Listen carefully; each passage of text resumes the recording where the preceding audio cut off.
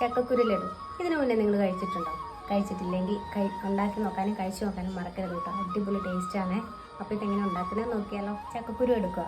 ആദ്യമേ ഒരു പാനിലേക്ക് ഒരു ചട്ടിയിലേക്ക് ഇട്ട് കൊടുത്തിട്ട് നല്ലതുപോലെ ഒന്ന് ഫ്രൈ ചെയ്ത് എടുക്കുക. തൊലി കളയേണ്ട കേട്ടോ ഈ സമയം. ആ തൊലിയോട് കൂടി തന്നെ ഫ്രൈ ചെയ്യുക. നല്ലതുപോലെ ഒന്ന് ആ തൊലിയൊക്കെ ഒന്ന് ഉണങ്ങി വരുന്ന സമയത്തിന് നമുക്ക് സ്റ്റൗ ഓഫ് ചെയ്ത് കൊടുക്കണേ.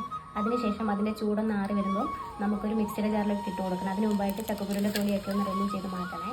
ഒരു മിക്സിയുടെ ജാറിലേക്ക് ഇട്ട് കൊടുക്കാവേ ചക്കക്കുരുവിൻ്റെ തൊലി കളഞ്ഞത്. അതിൻ്റെ കൂടെ മധുരത്തിന് ആവശ്യമായിട്ടുള്ള ശർക്കര ഇട്ട് കൊടുക്കാം. അതിലേക്ക് തേങ്ങ, പിന്നെ ഞാൻ ചേർത്ത് കൊടുത്തത് ചെറിയ ജീരകവും ഏലക്കായും കൂടി പൊടിച്ചതാട്ടോ ഇതിലേക്ക് ചേർത്ത് കൊടുക്കും. നിങ്ങൾക്ക് ഏലക്ക മാത്രം വേണമെങ്കിലും ചേർത്ത് കൊടുക്കാം. എന്നിട്ട് അരഞ്ഞു പോവാതെ കുറച്ച് തരികളോടുകൂടി നമുക്ക് അതൊന്ന് ക്രഷ് ചെയ്യുകയല്ല, അരച്ചെടുക്കുകയല്ല, രണ്ടിൻ്റെ ഇടയ്ക്കുള്ള ഭാഗത്തിൽ നമുക്കതൊന്ന് ആക്കിയെടുക്കണം. അതിനുശേഷം അതിൻ്റെ മേലെ കുറച്ച് നെയ്യും കൂടെ ഒന്ന് ഇട്ട് കൊടുത്തിട്ട് നല്ലതുപോലെ ഒന്ന് ബോൾസാക്കി ഉരുട്ടിയെടുക്കും. ഇത്രയേ ഉള്ളൂ. വളരെ ടേസ്റ്റി ആയിട്ടുള്ള ചക്കക്കുരു ലഡു റെഡിയാണ് കേട്ടോ.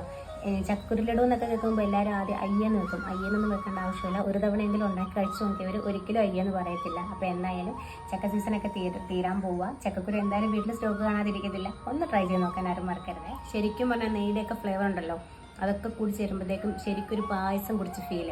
എന്തായാലും ട്രൈ ചെയ്ത് നോക്കൂ കേട്ടോ.